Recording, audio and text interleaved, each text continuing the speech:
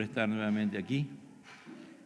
Vamos a buscar en nuestras Biblias en el Evangelio según San Juan, capítulo 13.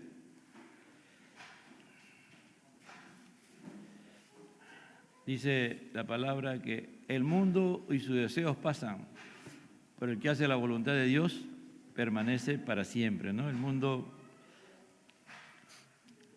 mundo cree que se ha apropiado de la Navidad, pero la Navidad es Cristo, ¿eh? La Navidad es Cristo, amado hermano. La Navidad es Cristo. Cristo en nosotros. El mundo puede y hace muchas cosas. Y al final tiene como centro al hombre. Pero Dios, la Navidad es que nosotros le adoremos a Él, lo adoremos, porque sin Navidad no hay cruz, y sin cruz no hay salvación, no hay vida eterna. Si no hubiese nacido Cristo, no hubiese alguien que hubiese pagado por nuestros pecados. Y eso debe ser lo que la Iglesia debe celebrar, que la redención empezaba a consumarse con el nacimiento de Cristo, del Dios hecho hombre. La Navidad no son regalos, la Navidad no es el hombre, la Navidad es que a mí me regalen. La Navidad es darle todo a Dios, renovar nuestro pacto con Él de fidelidad, de entrega, de dependencia total. La Navidad es Cristo en nosotros, hermano. La Navidad es Cristo en nosotros. Padre, te doy gracias y habla a nuestras vidas por medio de tu santa y bendita palabra. Tu palabra tiene poder, tu palabra tiene autoridad. Con la poderosa unción de tu Espíritu, Señor, háblanos en esta mañana. Dice así la palabra de Dios, Juan 13:31. Juan 13:31.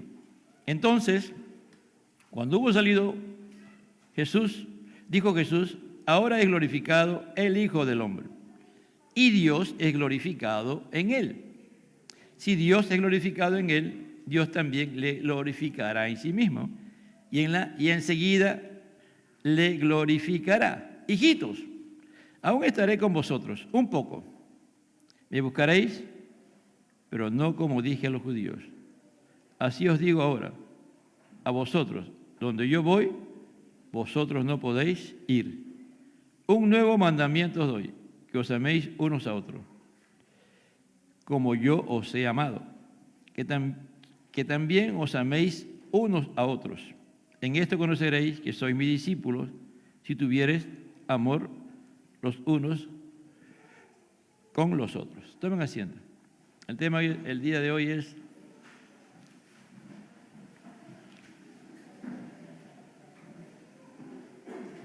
poniendo en práctica el amor sin límites. ¿No? Juan 13:31 al 38. Poniendo en práctica el amor sin límites. Todo lo que Jesús hizo, ¿no? Gran parte de lo que Él hizo era para que nosotros lo hiciéramos, porque Él estaba modelando lo que era realmente hacer la voluntad del Padre. Muchas veces nosotros queremos saber cuál es la voluntad de Dios, ¿no? Y nos dejamos arrastrar por pensamientos místicos, por cosas, ¿no? Por cosas, y buscamos por todo lado saber cuál es la voluntad del Padre. Y la voluntad del Padre es hacer lo que Dios quiere que hagamos, nada más. Si aquí, en este caso, Dios dice que nos amemos unos a otros a través de Cristo, esa es la voluntad del Padre. No tenemos que buscar y como algunos buscan, ¿no? Como algo místico, comienzan a navegar en la palabra y ahí hasta que encuentran, acá está la voluntad del Padre. No, hermano, la voluntad del Padre es hacer lo que Dios te manda hacer. Si Él dice que vaya, se haga discípulo, esa es su voluntad. Si lo haces, amén. Y si no lo haces, no estás cumpliendo con la voluntad del Padre. Si Dios te dice, amémoslos unos a los otros, como yo los he amado, si lo hacemos, estamos haciendo la voluntad del Padre. Si no lo hacemos, no estamos haciendo la voluntad del Padre. Amar de la perspectiva humana, de la posición humana, es imposible casi. No se puede amar. No se puede amar. Nuestro amor es egoísta, pervertido. Y lo que hacemos es nos dañamos y dañamos a las otras personas. Pero cuando dejamos que el amor, que es una persona, porque el amor es una persona, el amor es Dios en nosotros. El amor es Dios gobernando y reinando en nosotros, dirigiendo nuestras vidas. El amor no es un sentimiento, el amor no es una decisión. El amor es Dios en nosotros. Nosotros, cuando amamos de esa manera, es que Él reina y gobierna en nosotros. Él es el rey de nuestra vida, Él es la razón de nuestra existencia. Por eso Pablo decía, ¿no? Para Él el morir era ganancia, ¿no? Es decir, muchas veces pensamos que la muerte es lo peor que nos puede pasar, no. Para un cristiano redimido, salvado, convertido por Dios, es lo mejor que le puede pasar. ¿Por qué? Porque se va con Dios, se va a la presencia de Dios, se vive la eternidad con Dios, ¿no? Y a veces, en este tiempo de bendiciones de Dios que vienen a través de las pruebas y las tribulaciones, porque también las bendiciones de Dios vienen a través de las pruebas y las tribulaciones, es un tiempo muy bueno, en la cual Dios nos va a afirmar, nos va a confirmar nuestra fe en el Señor. El Señor no quiere cristianos tibios, el Señor no quiere cristianos mediocres, el Señor aborrece todo ese tipo de cristianos, porque no lo aman. Porque lo triste es creer que tú le amas a Dios cuando no haces las cosas como Él quiere que tú lo hagas. Por eso que la voluntad de Dios es hacer lo que Él te dice que hagas. Y con Él no hay opción, ¿me entiendes? Con Él no hay opción. Pero nosotros siempre creemos que podemos buscar un atajo. Aquí como Judas, ¿no? Decíamos la semana pasada, si hacíamos un análisis, tal como está en la palabra, nadie en su sano juicio humano creyó que Judas era el traidor. No lo creyeron. No lo creyeron, hermano. A veces nosotros podemos sorprendernos con hermanos que pueden hacer lo mejor de lo mejor, pero somos convencidos nosotros en nuestro intelecto humano, en nuestros pensamientos humanos, mas no en lo que Dios quiere que esa persona tenga. Dice que toda persona arrepentida tiene que mostrar frutos dignos del arrepentimiento. Jeremías, en el capítulo 17, dice, versículo 5, así ha dicho Jehová, maldito el varón que confía en el hombre y pone carne por su brazo y su corazón se aparta de Jehová. Será como la retama en el desierto. No verá cuando viene el bien, sino que morará en los sequedales, en el desierto, en la tierra despoblada y deshabitada. Maldito el varón, dice, maldito la mujer que confía en el hombre. Tú no puedes confiar en una persona como persona, ¿me entiendes? Como persona que es. Ayer decía el pastor Alves, predicando una enseñanza muy buena, que lo que debían estar no estuvieron. Y él decía, ¿no? Y tomaba el ejemplo de una joven, de que la fue a pedir una consejería porque en su trabajo había un joven que todo el tiempo la cortejaba, ¿no? Le llevaba flores todos los días y ella estaba feliz. Decía, ese muchacho era su sueño ese muchacho. Y el pastor le dijo, bueno, si acá un muchacho de la iglesia le trajera flores, ¿qué tú dirías? Que te está acosando, ¿no? Y vendrías tú a mí a reclamarme, pastor, ese joven me está mandando flores, ¿qué cosa tiene? Me está acosando. Pero como es un pagano, como es alguien que no teme a Dios, tú estás anonadada. Ese es, por ejemplo, dejarse engañar por el hombre. Eso es cuando tú te deslumbras por una persona, aún dentro de la misma iglesia. Mira las cosas que hace, pero no miras su fruto de las cosas que esa persona hace. Eso es una llamada de atención, hermano, de parte del Señor a nuestras vidas, a mí primeramente, ¿no?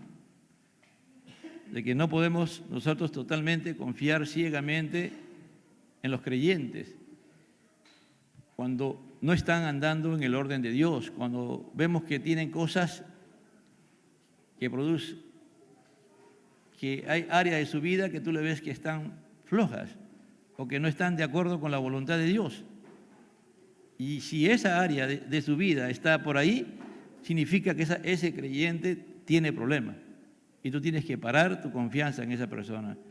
Pero si tú lo ves realmente que es un hombre o una mujer que teme a Dios, que todas las cosas que hace, las hace con temor a Dios, que reverencia el nombre de Dios, que glorifica el nombre de Dios, que engrandece el nombre de Dios, que la razón por lo que hace las cosas es para agradar a Dios, no para agradar a la iglesia, a los hermanos, a las personas, sino a Dios, confía, hermano, porque esa persona, y si tú pruebas y es leal, fiel, sigue para adelante, pero si tú ves áreas de su vida, áreas que te llaman la atención, que te descuadran, para, porque al final esa persona hasta puede estar engañada, ¿no? O engañado. Esa persona de repente puede creer que está haciendo las cosas bien, pero en realidad no lo está haciendo bien, como Judas, ¿no? Judas poco a poco fue siendo influenciado por Satanás hasta que terminó traicionando al Señor. Tomó la decisión de traicionar al Señor y cuando tomó la decisión, entró Satanás a su corazón, a tomar control de su corazón. Así como un cristiano va creciendo y se va convirtiendo gradualmente, la conversión ya como Dios quiere que se haga, también la caída de un cristiano es gradual. El cristiano va creciendo en la gracia, la dependencia total de Dios, y el que va cayendo va dependiendo cada vez más de Él, cada vez más de Él, cada vez más contradice las cosas de Dios, siempre está contradiciendo, siempre tiene algo que decir, siempre algo tiene que, siempre, ¿me entiendes? Tú lo escuchas y siempre está contradiciendo. No tiene ese espíritu de sumisión, siempre está peleando, siempre él cree que tiene la razón. Y usa hasta la Biblia, ¿no? Como decíamos, hasta la Biblia te va a usar, hermano, para decirte. Y vos usas la palabra, pero fuera de contexto, o sencillamente no tiene ni siquiera razón por qué usar la palabra en ese momento. Porque se le ha dado algo que tiene que hacer y lo tiene que hacer. ¿Me entiende? Aquí Jesús está diciendo, ámense los unos a los otros. No dice, ama a este, al otro no, a este sí, a este no, no. Ámense ustedes. Amen a Judas también, por ese caso. ¿No? Dice aquí la palabra de Dios, 31. Entonces, cuando hubo salido Jesús, dijo Jesús, cuando hubo salido ¿quién? Judas. Ya Judas ya no estaba en el grupo, se fue a consumar la traición a Jesús. Y Jesús va a hablar en pasado. Dice, en presente, ahora es glorificado el Hijo del Hombre. Ahora, va a hablar en presente, porque todavía Él no va a ir a la cruz, pero ya está hablando en presente. Aquí está hablando, Jesús está hablando de su muerte, de su pasión y muerte, resurrección y exaltación. Jesús está hablando ya de la obra consumada. Ahora es glorificado el Hijo del Hombre. Y Dios es glorificado en Él. Es decir, la razón por la cual Cristo vino a la tierra ya estaba, ya no había marcha atrás. Ya Judas, pese a que el Señor le da la última oportunidad de arrepentirse, él sigue adelante en su plan. Entonces, como ya sigue adelante en su plan, Jesús va a decir, el Hijo del Hombre va a decir, ahora es glorificado el Hijo del Hombre. Y Dios es glorificado en él. Es decir, al morir Jesús por nuestros pecados, como decía hace un momento, la razón por la que fue Navidad es la encarnación del Dios hecho hombre. La razón por la cual hay Navidad es que Cristo nació para morir, ¿no? Realmente, si tú quieres tener un símbolo de Navidad auténtico, tienes que tener una cruz y un pesebre. Debajo de la cruz un pesebre. Porque para eso vino Jesús. Jesús vino, la razón por la cual Jesús vino para morir. Ese fue el propósito por el cual Dios lo hizo hombre. Lo envió. Y Él va a cumplir eso. Jesús va a cumplir todo, pero dependiendo totalmente del Padre y del Espíritu Santo, aún hasta para ir a la cruz. Jesús no lo hizo por sí mismo, Él lo podía hacer por sí mismo, pero Él dependió absolutamente, en todo momento, en la tierra, del Espíritu de Dios, y todo lo que Él hacía, consultaba con el Padre, oraba al Padre, y después hacía las cosas. El único momento en que el Padre lo abandona es cuando Él lleva los pecados de nosotros. Después, Él dependió totalmente. Y eso es uno de los grandes ejemplos, o de los grandes principios, que debemos de tener nosotros. Nosotros tenemos que depender totalmente del Padre, del Espíritu Santo y de Jesucristo. Jesucristo tiene que ser formado en nosotros. Si Dios dice es glorificado en el Hijo del Hombre, si Dios es glorificado en el Hijo del Hombre, Dios también lo glorificará en sí mismo. Es decir, que Dios lo levantará. Dios va a resucitarlo y lo va a levantar, lo va a llevar a su diestra para que esté nuevamente con Él. Pero ya como el Hijo del Hombre glorificado, es decir, con una nueva naturaleza. En la humanidad, por eso que Cristo es la primicia de la resurrección. Y enseguida le glorificará. Bueno, esa es la primera parte, el Hijo del Hombre glorificado por el Padre. Y eso tenemos que estar claro, hermano. Vuelvo a repetir, sin Navidad no hay cruz. Sin la encarnación de Jesús, sin su vida en la tierra, era necesario que Él viviera en la tierra, que cumpliera el ministerio que realizó durante todos esos 33 años, y al final Él voluntariamente fuera a la cruz. Jesús fue voluntariamente a la cruz. A Jesús nadie le quitó la vida, Él la entregó la vida, ¿me entiendes? Aún su vida misma, cuando Él muere en la cruz, Él entrega su vida. No es que, porque ese era el plan de Dios. Y Dios lo glorifica. La segunda parte es, no podemos ir a Jesús por nosotros mismos. Dice, hijitos, dice Jesús, ¿no? Habla como pequeñitos, ¿no? Él está mirando que a la hora que Él va a morir, ellos se van a sentir impactados por la muerte de Cristo. Van a experimentar el desamparo humano, ¿no? Porque se acostumbraron a Jesús durante 3 años, estuvieron con Jesús. Cuando uno vive con una persona permanentemente, esa persona forma parte de tu vida, ¿no? Eres más consciente de tu existencia en la tierra con las personas que tú vives permanentemente, ¿no? Con tu esposa, esposos, hijos, ¿no? Nietos. Entonces, ellos forman parte de tu vida, es parte esencial de tu vida, y Él sabía que cuando Él iba a morir, eso iba a causar un impacto en ellos. Pero dice, hijitos, aún estaré con vosotros un poco.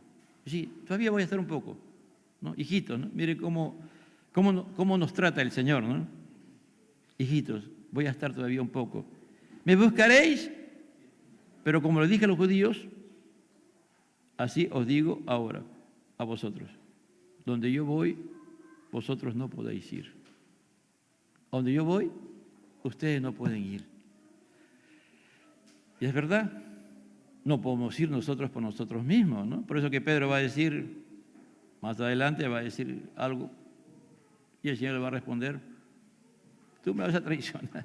Si tú dices que quieres ir donde yo estoy, tú ni siquiera vas a pasar la primera prueba y vas a decir que vas a ir donde yo voy. Porque la única manera de ir a Cristo es a través de Él. Por eso dice, está el texto acá, ¿no? Yo soy el camino, dice, ¿no? Yo soy el camino. Jesús dijo, yo soy el camino. Es decir, tú quieres ir al Padre, tú quieres saber dónde estoy yo, es donde está el Padre, ¿no? Porque el Padre y el Hijo siempre han estado, el Padre, el Hijo y el Espíritu Santo siempre han estado en comunión. Nadie viene al Padre sino por mí. Si viene al Padre y nosotros nos encontramos con el Padre, también nos encontramos con Cristo, también nos encontramos con el Espíritu Santo, porque Dios es trino, Dios en ningún momento se divide, no, que funcionalmente esté en este tiempo la gracia del Espíritu Santo ayudándolo, no significa que junto con el Espíritu está el Hijo y está el Padre, están los tres. Nunca se separan, en ningún momento de la existencia. Desde que Dios creó la existencia de lo creado por Dios, nunca se han separado y nunca se separarán. Dios ha existido de antes, por siempre, por la eternidad, desde la eternidad pasada, presente y futura, Dios es el mismo. Por eso dice, me buscaréis, pero como dije a los judíos, así os digo ahora a vosotros, a donde yo voy, vosotros no podéis ir. Hermano, la razón por la cual nosotros estamos aquí, por la cual nos reunimos, la razón por la cual somos iglesia del Señor Jesucristo, es para estar preparados para irnos con Él y estar en la eternidad con Él. Ya estamos en Él. Espiritualmente nosotros, hermanos, estamos con Él. Aún Pablo dice que estamos sentados con Cristo en los lugares celestiales. Es decir, espiritualmente, ahora estamos en Cristo. Si estamos en Cristo, Cristo está a la diestra del Padre. Y nosotros somos el cuerpo, espiritualmente, ¿me entiende? Estamos en la misma presencia de Dios, espiritualmente. Pero o sea, a veces no entendemos. Pero cuando tú y yo vamos creciendo en la gracia, vamos a llegar a entender esa verdad. Por eso que Pablo se puede atrever a decir, bendito sea el Dios y Padre de nuestro Señor Jesucristo, que nos ha bendecido con toda bendición espiritual en los lugares celestiales en Cristo. No es a futuro, es en el presente, hermano. Es en el hoy, en este instante. Él nos ha bendecido con toda bendición espiritual. Nosotros ya tenemos todas las bendiciones que necesitamos, amado hermano, todas. No nos falta nada, absolutamente nada. El tema está en que no le creemos a Dios o no ponemos en acción eso, de que Dios nos ha bendecido con toda bendición espiritual. Por eso que la gracia es sobreabundante. Es decir, cuando somos salvados, no solamente por gracia, sino también por gracia recibimos todo. Por eso que aquí Él está diciendo, a donde yo voy a ir, ustedes no pueden ir. La única manera que tienen que ir es a través de Él, pues. ¿Me entiende? A través de Cristo, entrando en Cristo. Por eso dice, no se turbe vuestro corazón, creéis en mí. En la casa de mi Padre hay muchas moradas que yo he ido a preparar para vosotros, para ustedes. En tercer lugar, el nuevo mandamiento. Hijitos, aún estaré con vosotros un nuevo mandamiento os doy. Un nuevo mandamiento os doy. No es un nuevo mandamiento, hermano. Lo nuevo, por ejemplo, es cuando tú tienes un carro, no tienes un carro y te compras un carro, tienes un carro, ese es nuevo. Tengo mi carro. Es nuevo, ¿no? No tenías. Ahora tienes un carro, es tuyo, es nuevo. Pero cuando aquí habla nuevo, eso se llama neo. Neo es una palabra en griego, dice la etapa neolítica, la nueva etapa de la era de la piedra, dice, no, neolítico, es cuando ustedes han estudiado después. Varias veces usa la palabra neo en conceptos en castellano, ¿no? Y esa es la palabra es neo, es nuevo, cuando es reciente, cuando es algo que no lo has tenido y ya es tuyo, o tú no sabías, hay un nuevo conocimiento, no lo sabías, ahora tienes un nuevo conocimiento, es nuevo. Pero aquí la palabra que usa es kainos. Kainos no es nuevo, sino es que eso que tú tienes es renovado. Vamos a poner que tú tienes un vestido y ese vestido lo usas de una manera, vamos a poner una mujer tiene un vestido de gala y lo ha usado una vez. Como las mujeres son especiales y dice, ya, otra vez no lo voy a usar ya. Entonces agarra ese vestido y lo cambia y si es costurera, agarra y lo transforma totalmente y lo usa para el diario.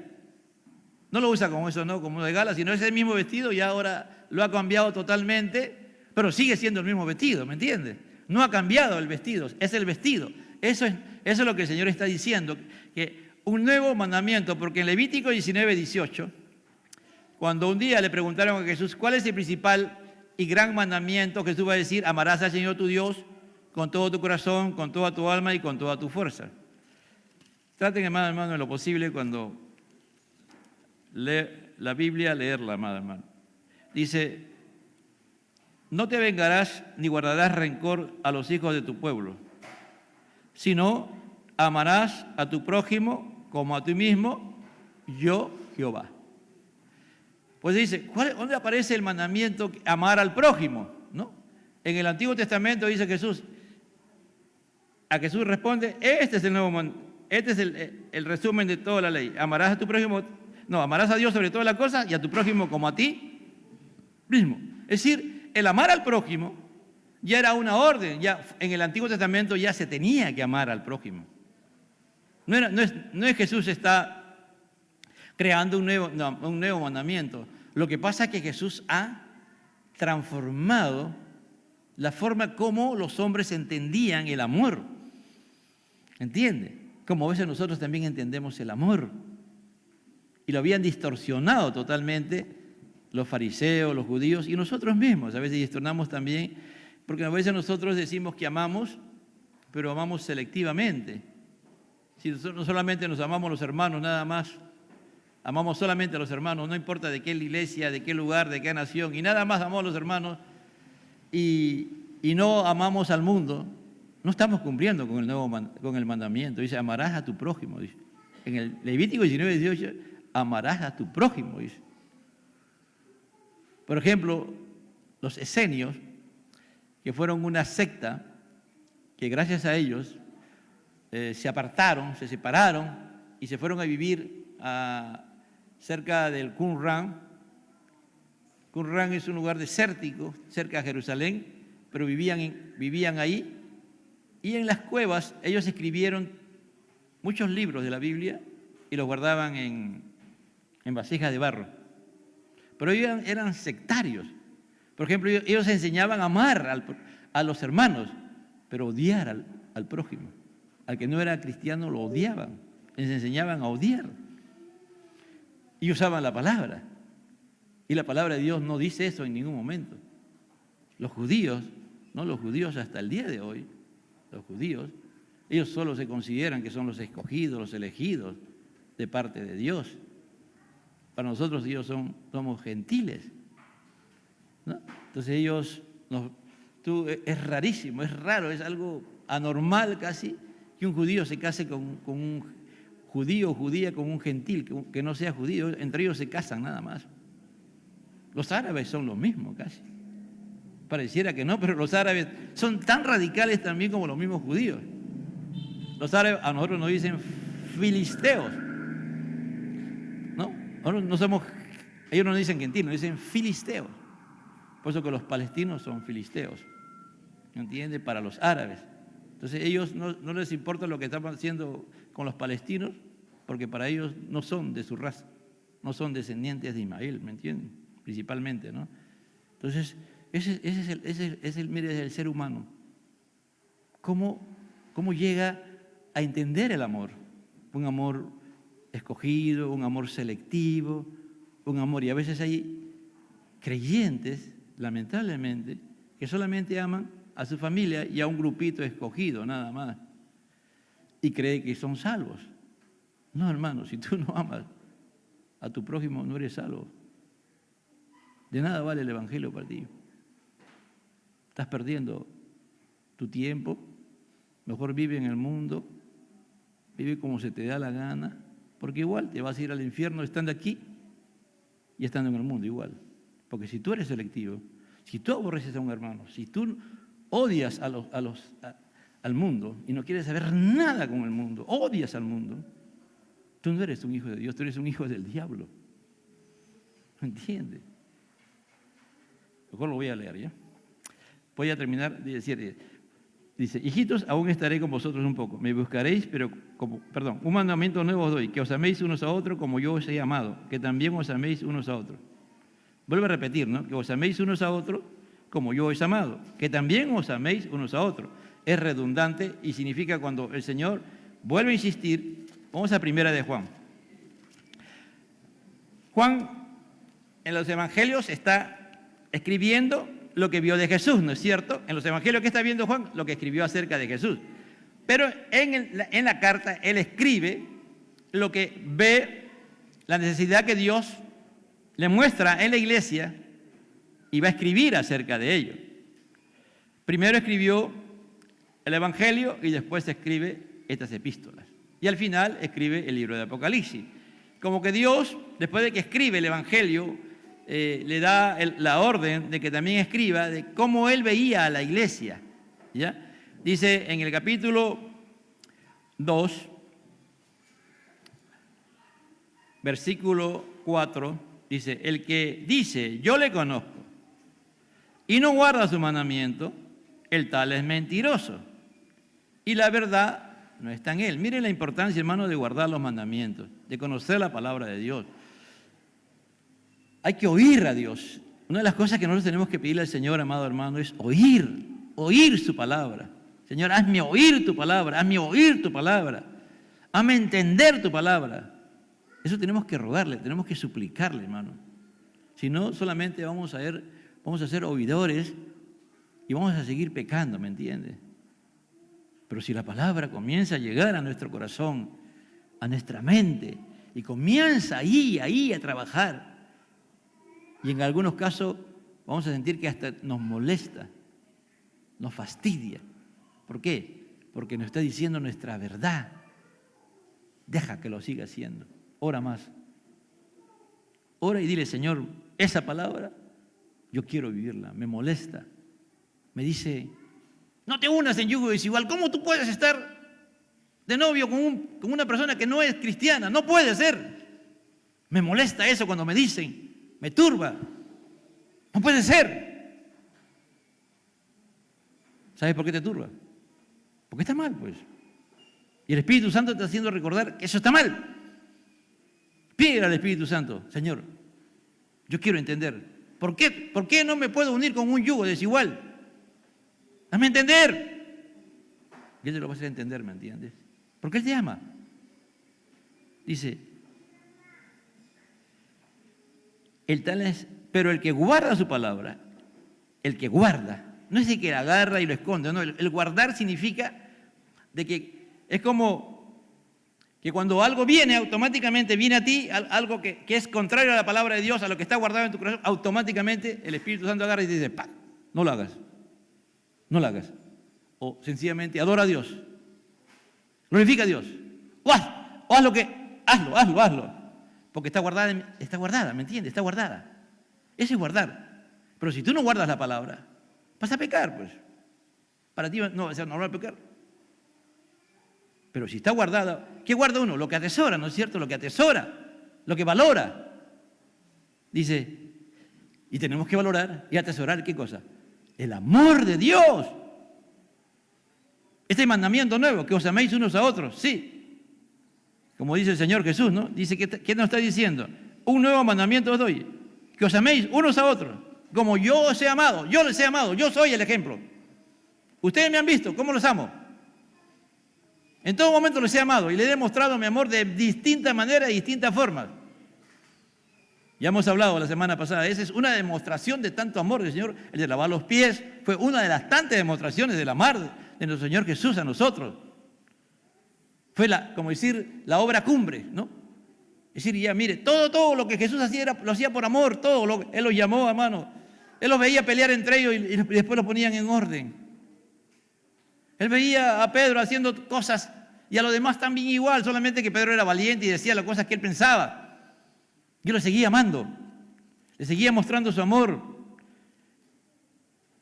Dice, como yo os he amado.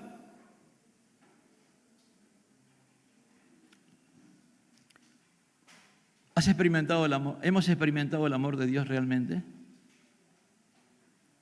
Ahora en este tiempo, hermano, hay que experimentar el amor de Dios. Si tú experimentas y crees y guardas que Dios te ama y lo crees conforme a la palabra de Dios, cuando experimentes momentos difíciles, duros en tu vida, crisis, tribulaciones, pruebas, ese amor va a estar ahí y te va a fortalecer. Ese amor tiene poder. El amor de Dios tiene poder. ¿Saben por qué? Porque ya dije hace un momento, el amor es una persona. el amor es Dios en nosotros, o nosotros en Él. Y Él no te va a dejar, Él no te va a desamparar, Él te va a dar la fuerza. Dice, vamos a Primera de Juan, estamos en Primera de Juan, capítulo 1, versículo 5. Pero el que guarda su palabra, en este verdaderamente el amor de Dios se ha perfeccionado. Dice, el que guarda su palabra, en este verdaderamente el amor de Dios se ha perfeccionado. ¿Por qué puede decir eso, Juan? Porque podemos decir, hermano, a veces decimos, somos tan fácil, ¿no? Y a veces hablo y le pregunto a una hermana o hermano, le digo, hermano, ¿tú puedes hacer esto? Hermano, ora y después me respondes. Pasa a la semana, le pregunto, ¿puedes hacerlo? Sí, pastor, allá. Pasan los días, 1 o 2 veces, no lo hace. Yo le pido, hermano, este es importante, no me respondas, no respondas, sino mira bien si vas a hacerlo, si vas a poder hacerlo. Pero respondemos nosotros, ¿me entiendes? Nosotros respondemos. Yo respondo. Jaime responde. Christopher responde, ¿me entiendes? Pero cuando es Dios en ti, va a decir, no, con el poder y la gracia de Dios lo voy a hacer, Señor, porque yo realmente no lo puedo hacer, pastor, pero Dios ha trabajado con mi vida, ha trabajado con mi corazón, con mi mente, con mi ser, y me está diciendo que lo haga. Y lo voy a hacer bien para la gloria de Dios. Por lo que tú decides, hermano, yo conozco, como pastor, ¿cuántas veces, hermano? Y yo sé que lo hacen de buen corazón, pero ¿sabe cuál es el problema? Que no guardan la palabra. Cuando la palabra está guardada en tu corazón, es que el Espíritu Santo, este es tu corazón, figurativamente, ¿no? Este es tu corazón y el Espíritu Santo lo ha esculpido ahí. Ha escrito la palabra, ahí está. Ahí está grabada en tu corazón. ¿Quién lo ha hecho? Cristo. Ha grabado. El Espíritu Santo ha sido el instrumento para grabar ese mandamiento. Ese mandamiento que tú sabes que lo tienes que hacer. Porque Él te amó primero, porque Él nos ama más allá de lo que nosotros queremos, dice. Por eso sabemos que estamos en Él. Dice,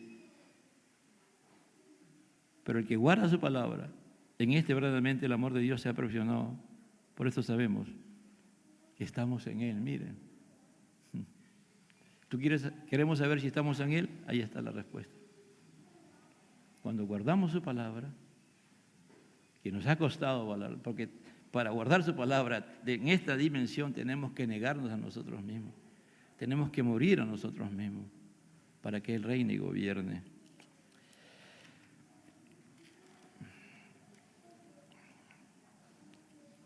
Versículo 7. Hermano, no os escribo mandamiento nuevo, sino el mandamiento antiguo que habéis tenido desde el principio. Este mandamiento antiguo es la palabra que habéis oído desde el principio. Esa es la palabra que hay que guardar. Sin embargo, se escribe un nuevo mandamiento nuevo que es verdadero en Él. ¿En quién? En Cristo Jesús.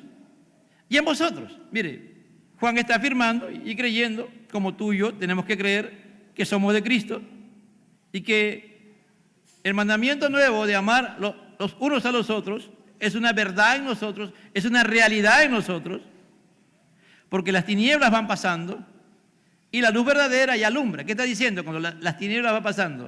Es decir, que cuando tú y yo comenzamos a amar a nuestro prójimo, amar a nuestro hermano, ya esas tinieblas, ese egoísmo, esas cosas que nos impedía, es que no me gusta esta persona porque este hermano es así, no me gusta el otro porque es asá, y el otro por esto y por esto y por esto, ¿no? Pura crítica, pura insatisfacción, nadie te satisface. ¿Por qué nadie te satisface? Porque no te has encontrado con Cristo todavía. Cuando uno se encuentra con Cristo, Cristo nos llena. Dios nos llena, nos salva, nos convierte y nos llena de su amor y ya no nos falta nada, como dije hace un momento. No hay insatisfacción. Entonces acá está diciendo, ¿no? Sin embargo, os escribo un nuevo mandamiento que es verdadero en Él y en vosotros, porque las tinieblas van pasando. Ya no hay esa forma, ese aborrecer, ese selectivo, no. Tú amas a todos los hermanos por igual.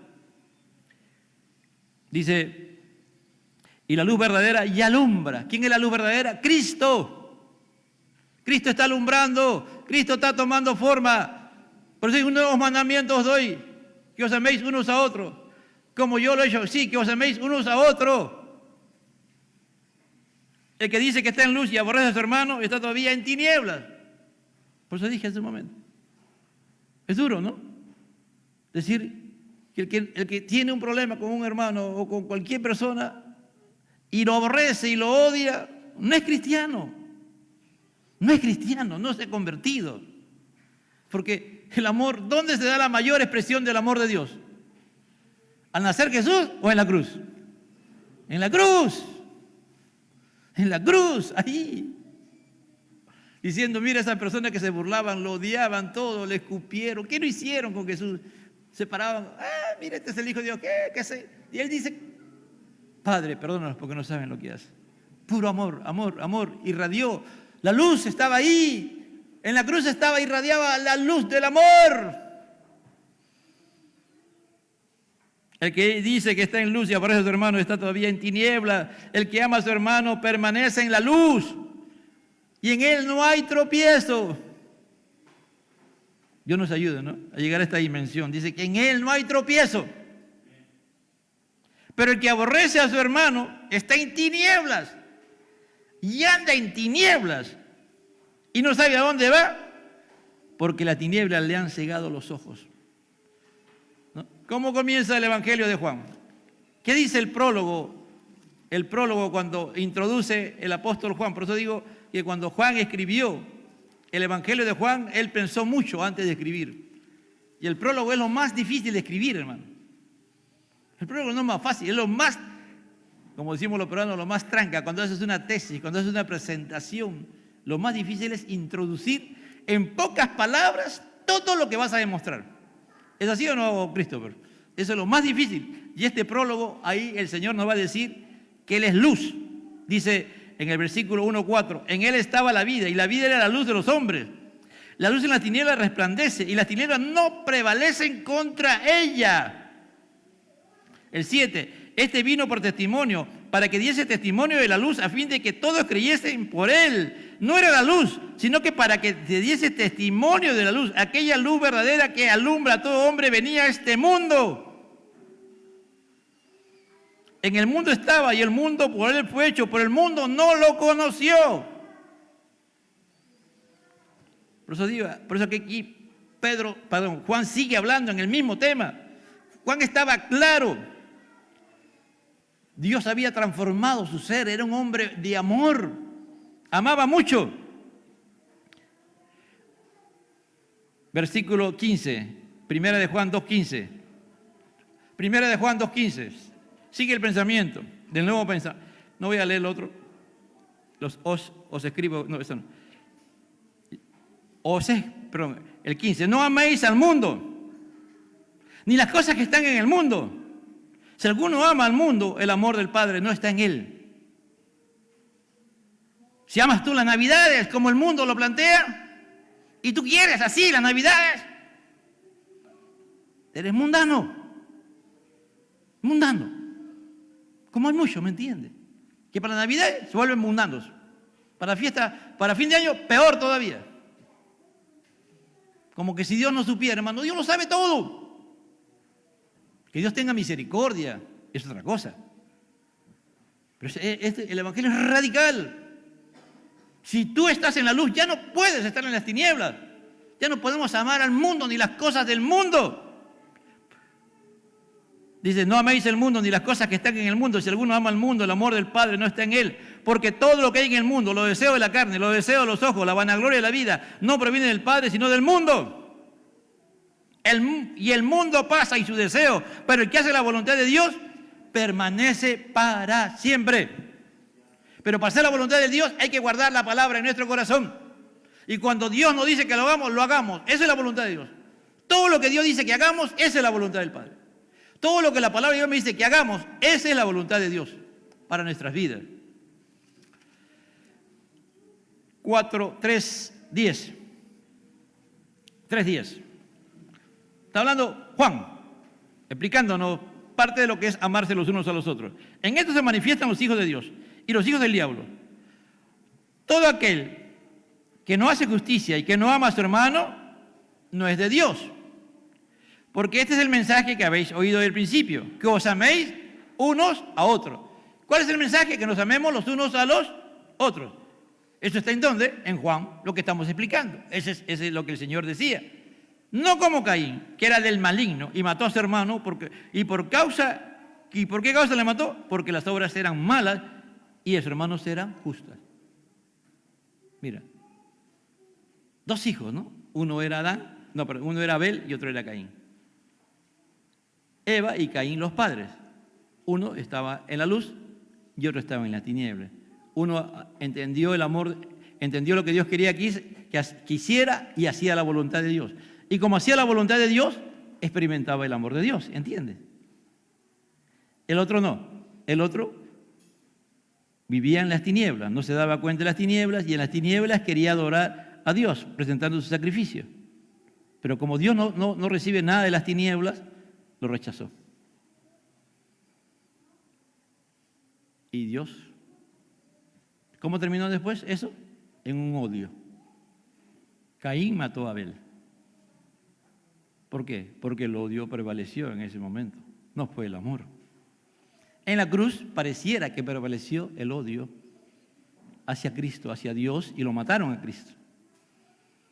Pero Dios, ese era el plan de Dios, que de ahí Él se levantara,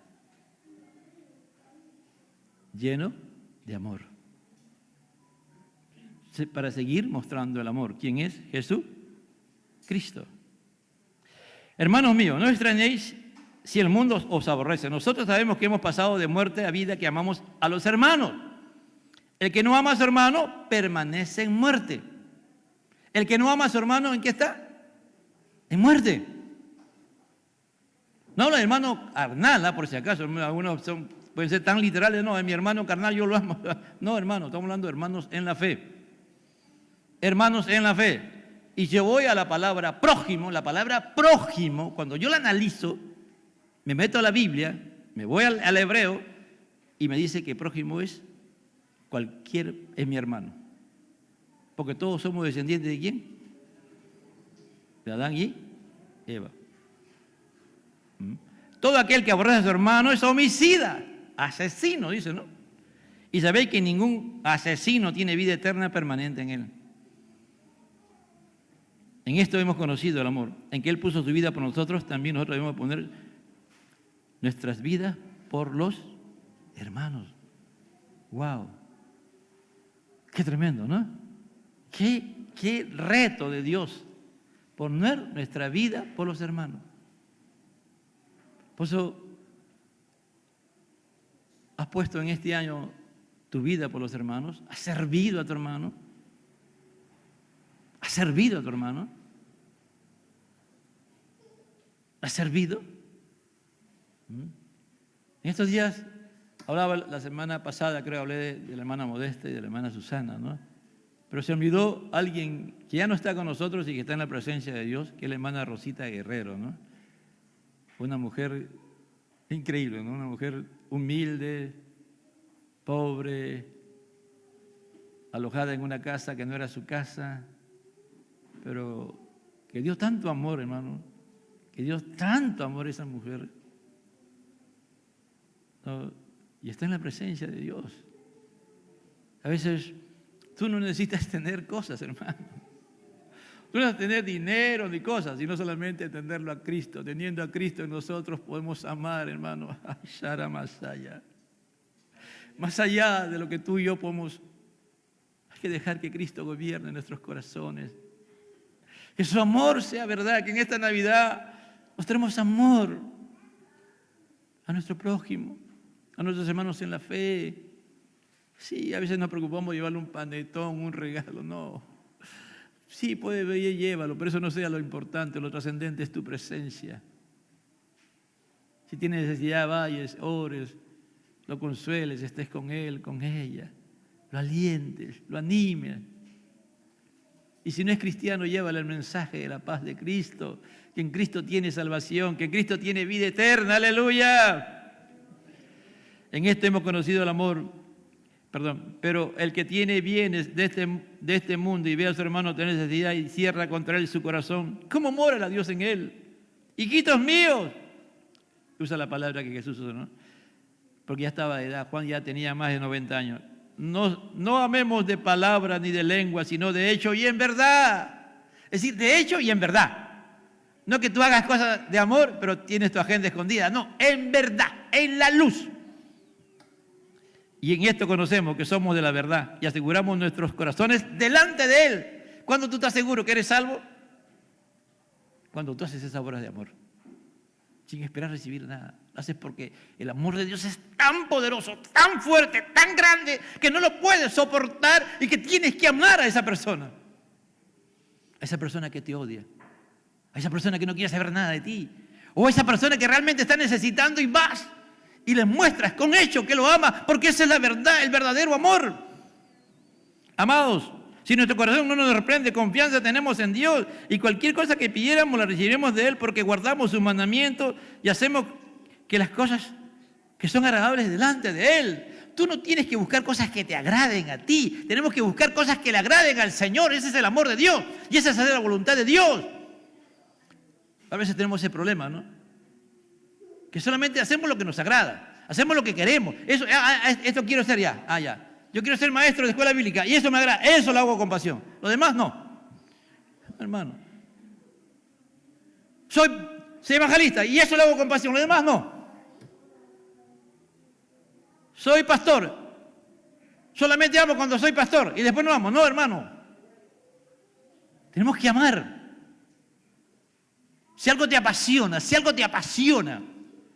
y es de Dios, tienes que mostrar amor a través de eso. Si sabes algo, has aprendido algo que Dios te ha dado, que es de Dios, y no le enseñas a otro, estás aborreciendo a tu hermano. ¿Me entiendes?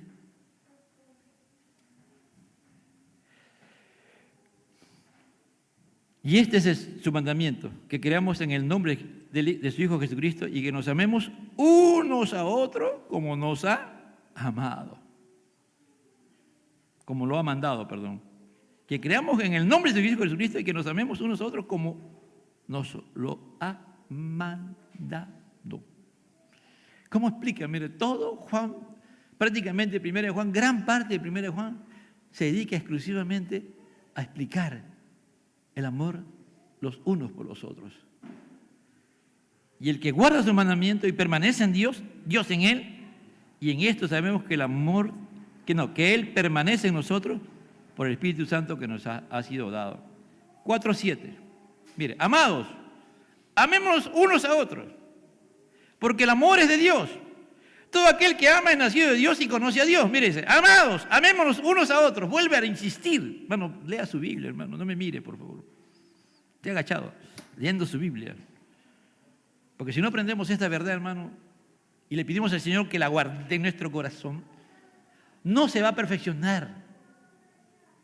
Nuestro Señor no nos va a hacer madurar. Él quiere en este tiempo que amemos, pero como Él, no la perspectiva de otra egoísta y a veces hasta traicionera. Ese amor pervertido como el de Judas, Dios no quiere. Dios quiere un amor genuino que nazca de su palabra, que nazca de los mandamientos, que el Señor quiere que nos apropiemos y lo hagamos porque queremos hacer la voluntad de Dios, porque yo y tú debemos hacer la voluntad de Dios, y la voluntad de Dios es que nos amemos los unos a los otros, porque es un mandato del Señor y lo hace con toda autoridad. Antes de ir a la cruz, preocupado, ¿cómo van a quedar ellos? Hijitos, ámense unos a otros, como yo los he amado, ámense unos a otros. En esto consiste el amor, no que nosotros hayamos amado a Dios, sino que, en el 8, el que no ama no ha conocido a Dios porque Dios es amor. El famoso texto que todos lo sabemos de memoria, pero ¿cuál es el contexto? Estamos leyendo el contexto desde que comencé y aún debía haber comenzado en Juan 1:1, pero no hay tiempo. En esto se mostró el amor de Dios para con nosotros, en que Dios envió a su Hijo unigénito al mundo para que vivamos por Él. En esto se mostró el amor de Dios, que Él nos ha dado a su Hijo para que nosotros experimentemos amor y seamos el resultado del amor de Dios, pero también para que nosotros amemos. ¿Entiendes, amada iglesia? ¿Entendemos, amada iglesia? En esto consiste el amor. No que nosotros hayamos amado a Dios, sino que Él nos amó a nosotros y envió a su Hijo en propiciación por nuestros pecados. Amados, si Dios nos ha amado así, debemos también nosotros también amarnos unos a otros. Nadie se ha visto jamás a Dios. Si nos amamos unos a otros, Dios permanece en nosotros y su amor se ha perfeccionado en nosotros. Nadie se ha visto a Dios, pero está diciendo que cuando la iglesia se ama los unos a los otros, vamos a ver a Dios en nosotros, actuando Dios en nosotros. Nadie se ha visto a Dios, jamás, dice Dios. Si nos amamos unos a otros, Dios permanece en nosotros y su amor se perfecciona en nosotros. Su amor madura. Gloria a Dios, aleluya. Dios, este amor no es humano, este amor es divino. Este amor solamente Dios lo da por medio de su Espíritu Santo. En Romanos 5:5 dice, y la esperanza no avergüenza, porque el amor de Dios ha sido derramado en nuestros corazones por medio del Espíritu Santo que nos ha sido dado. Tenemos sobreabundante amor, está en nosotros. Pero tiene que salir de adentro hacia afuera. No se puede quedar. No se puede quedar. Qué bonito es, ¿no?, juntar dinero todo el año y llega Navidad y regalamos. ¡Ah! ¡Qué feliz me siento! ¡Regalé! ¿Quién? Carlos Quiroz regaló, pues sí, tú regalaste. Apláudete, pero felicítate, porque es tu obra. Pero Dios no está ahí. Los niños pueden estar felices, todo, pero es tu obra. En cambio, cuando Dios obra en ti, y haces esas acciones, es totalmente distinto, hermano. Tú sabes que no has sido tú, que el que te ha provisto todo es el Señor y que has podido llegar con esa bendición para esos niños que de repente nadie le regala, nadie tiene consideración, llegas y le das, o llegas a esa familia con una bolsa de víveres, llegas con un pavo que nunca han comido, preparado, y se lo dejas ahí.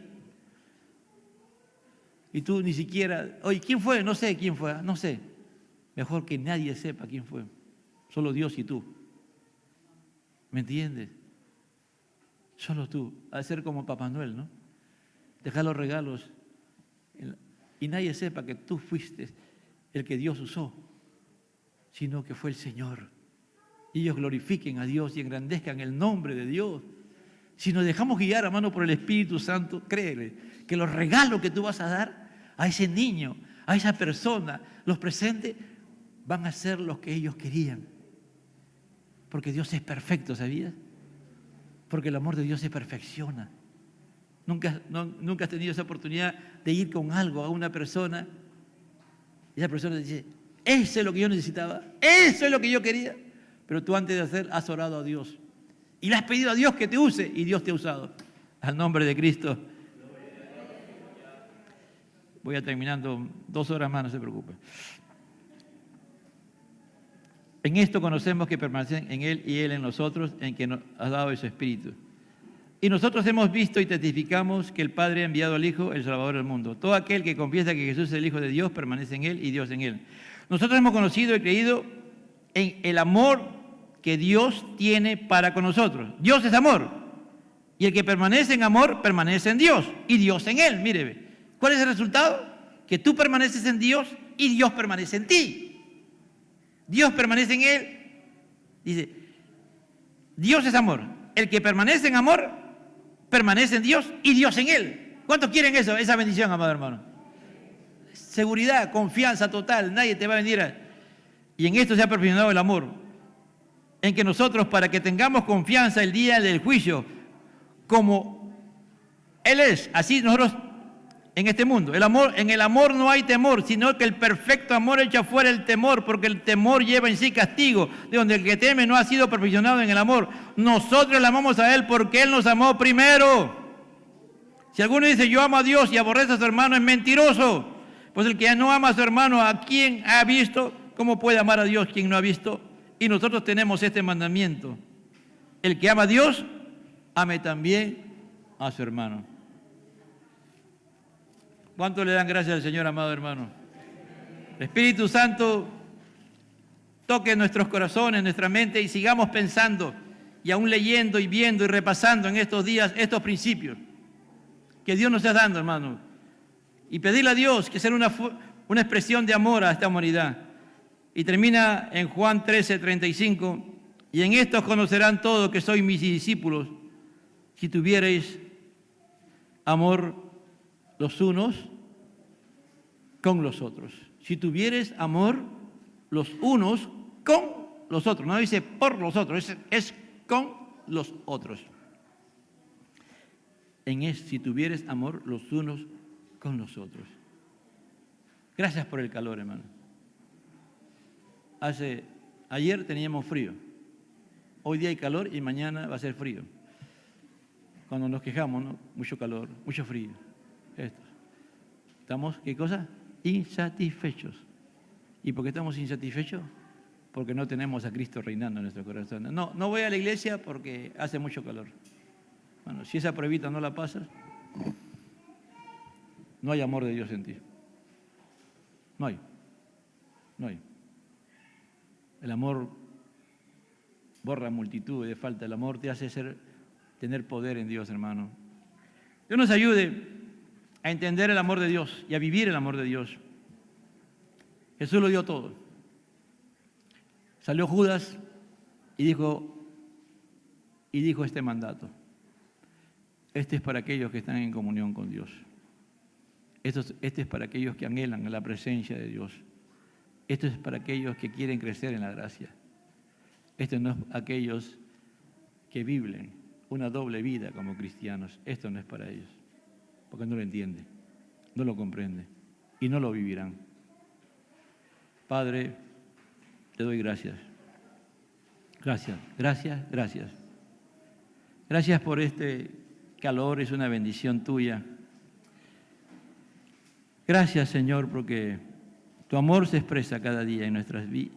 Tú lo expresas tu amor cada día, Señor, de distintas maneras, de distintas formas.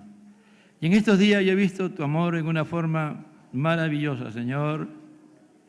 En la vida de mi nieta, Señor, que es tuya, Señor.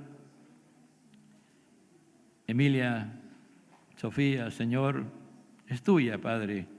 He visto tu amor de una forma maravillosa, Señor. Lo sigo viendo y aún veo su valentía, Señor, tan pequeña, siendo valiente, Señor, aún no entendiendo lo que le pasa, pero tratando de entender. Pero yo sé que todo lo que estás manifestando a favor de ella es tu amor, Señor, a través de su familia y sus padres, de su familia directa, a través de la iglesia. No solamente aquí, sino en muchos lugares, que están orando porque estas son expresiones de amor. Lo único que podemos hacer es orar por ella. Orar, Señor, para que tú sigas obrando como lo estás haciendo hasta el día de hoy.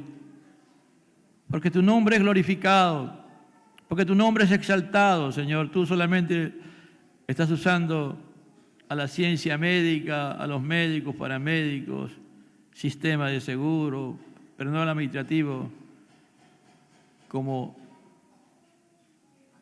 instrumentos tuyos, Señor, para orar a través de ellos. Y si tú aún lo tienes así, pronto veremos un milagro tuyo, Señor. Un milagro porque tú amas a Emilia Sofía, tú lo amas, Padre, tú lo amas, Jesucristo, y tú lo amas, Espíritu Santo. Te alabo y te bendigo, Dios, al Padre, al Hijo y al Espíritu Santo. Gloria a Dios, gloria a Dios, gloria a Dios. Dios le bendiga, amados hermanos. Vamos a pedir a nuestro hermano Marcos Aldaña Daga que salga a orar por las ofrendas, por favor.